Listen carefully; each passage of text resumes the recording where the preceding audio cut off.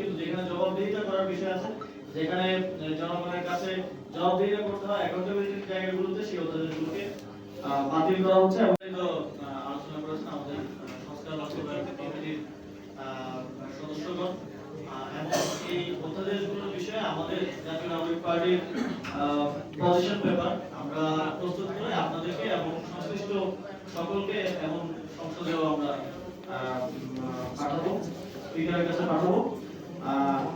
এর বাইরে আপনারা হয়তো একটা ট্রেন্ড ফলো করছেন, যেটা বললেন যে প্রধানমন্ত্রী এবং নির্বাহী বিভাগের ক্ষমতা বৃদ্ধি যে অধ্যাদেশগুলোর মাধ্যমে করা যায়, যে উপায়ের মধ্য দিয়ে করা যায় সেটা রাখা হচ্ছে। কিন্তু যেখানে জবাবদিহিতা করার বিষয় আছে, যেখানে জনগণের কাছে জবাবদিহিতা করতে হয় অ্যাকাউন্টেবিলিটির জায়গাগুলোতে সেই অধ্যাদেশগুলোকে বাতিল করা হচ্ছে। এবং রাষ্ট্রীয় প্রতিষ্ঠানগুলোর যেটা আমাদের দীর্ঘ লড়াই, ইভেন আমরা বিএনপিকেও লড়াই করতে দেখেছি, বিএনপিকেও বলতে দেখেছি, সেই প্রতিষ্ঠানগুলোকে আবারও আগের জায়গায় ফিরিয়ে আনে। এবং এখন আমাদের মনে হচ্ছে বিএনপি তখন যেটা বলতো যে এই আমাদের বিচারালয়ের রাজনীতিকরণ হয়েছে, দুদকের রাজনীতিকরণ হয়েছে এবং রাজনৈতিক উদ্দেশ্যে ব্যবহার করা হয়, সেটা বিএনপি শুধু বলতো কারণ সে নিজে ব্যবহার করতে পারছে না। এখন সে নিজে রাজনৈতিকভাবে এই প্রতিষ্ঠানগুলোকে ব্যবহার করার জন্য আবার সেই ক্ষেত্রটা প্রস্তুত করছে।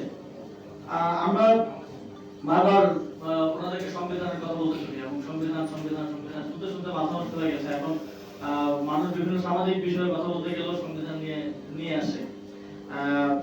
কিন্তু আমরা দেখলাম যে প্রশাসক নিয়োগের ক্ষেত্রে তারা সংবিধান লঙ্ঘন করলেন এবং সংবিধানে লেখা আছে যে স্থানীয় সরকার প্রতিষ্ঠানগুলো জনপ্রতিনিধিদের দ্বারা পরিচালিত করতে হবে। জনপ্রতিনিধি মানে হচ্ছে জনগণের ভোটে নির্বাচিত প্রতিনিধি, কিন্তু সেখানে তারা প্রশাসক নিয়োগ দিচ্ছেন। এবং পূর্ববর্তী সময়ে যে অধ্যাদেশ করা হয়েছিল, যেটা এখন আর কোনো প্রাসঙ্গিকতা নেই, সেই অধ্যাদেশগুলো রাখার মাধ্যমে যে কোনো ব্যক্তি কেউ যদি স্থানীয় সরকার প্রতিনিধি হিসেবে নির্বাচিত হন, তাকে যে কোনো সময় অপসারণের ক্ষমতা নির্বাহী বিভাগের কাছে রেখে দেওয়া হচ্ছে। তার মানে বিরোধী দল বা বিরোধী যে কেউ যদি স্থানীয় সরকার নির্বাচনে নির্বাচিত হয়, তাহলে যে কোনো সময় সরকার চাইলে তাকে অপসারণ করতে পারে, অথবা অপসারণের ভয় দেখিয়ে তাকে একটা সরকারের অনুগত প্রশাসন নির্বাচিত জনপ্রতিনিধিকে পরিণত করতে পারে।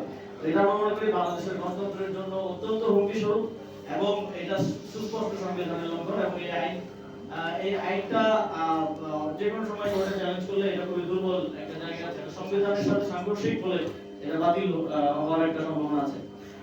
আমরা তথ্য অধিকার অধ্যাদেশ নিয়ে কথা হচ্ছিল, আপনারা দেখবেন যে পৃথিবীর ওয়ান অফ দ্য লাস্ট এক দুই যুগে সবচেয়ে বেশি আলোচিত বিষয় হচ্ছে রাইট টু প্রাইভেসি জনগণের। এটা নিয়ে ওয়েস্টে আমরা রেগুলারলি আসলে আন্দোলন দেখি এবং সেখানে এটা নিয়ে বিস্তর আলাপ আলোচনা আছে, বিস্তর তর্ক আছে। আমাদের এখানে হয়তো আমরা এটা নিয়ে খুব বেশি সচেতন না, কিন্তু বিগত সময় আমরা দেখেছি যে কিভাবে আমাদের প্রাইভেসি ব্রিজ করা হয়েছে, কিভাবে আইন পাতা হয়েছে এবং এমন অবস্থা হয়ে গিয়েছে যে কেউ পরিবারের সাথে কথা বলবে, গার্লফ্রেন্ডের সাথে কথা বলবে, এটারও কোনো নিরাপত্তা কিংবা প্রাইভেসি নাই। এই জিনিসটাকে মাথায় রেখেই কিন্তু অন্তর্বর্তীকালীন সরকারের সময় আমাদের প্রায় 18-19টা এজেন্সির কাছে এই সব ক্ষমতা ছিল যে তারা যে কোনো সময় যে কোনো ব্যক্তির হোয়াটসঅ্যাপ মেসেজ, কল রেকর্ড তারপরে ইন্টারসেপ্ট করতে পারে, শুনতে পারে এবং সেটা সংরক্ষণ করতে পারে। এটা 18টা এজেন্সি বা 18টা ভিন্ন দপ্তর সংস্থার কাছে এই সক্ষমতাটা ছিল এবং তাদের কোনো বাইন্ডিং ছিল না যে তাদের কোর্টের কোনো অনুমতি নেওয়া কিংবা কোনো একটা প্রসেসের মধ্য দিয়ে এই করার অধিকারটা তাদের, এটার কোনো ধরনের কোনো ছিল না।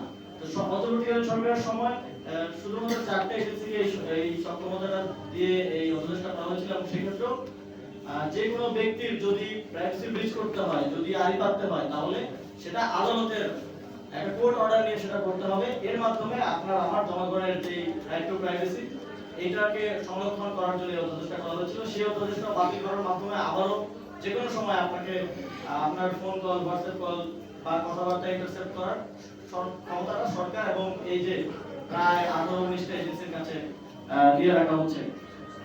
এবং আমরা দেখছি যে অন্তর্বর্তীকালীন সরকারের সময় উপদেষ্টারা ছিলেন অনেকেই, তারা আমার কলিগ ছিলেন, এই অধ্যাদেশগুলো সে সময় করার ক্ষেত্রে গুরুত্বপূর্ণ অবদান রেখেছেন এবং স্টেক হোল্ডার কনসালটেশন করেছেন। বিভিন্ন প্রক্রিয়ার মধ্য দিয়ে ঐক্যমত্য কমিশনের অনেকগুলো অধ্যাদেশের বিষয়ে আলোচনা হয়েছে, এগুলো করা হয়েছে।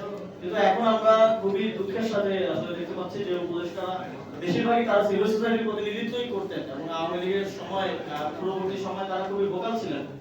তারা এখন এক ধরনের নীরবতা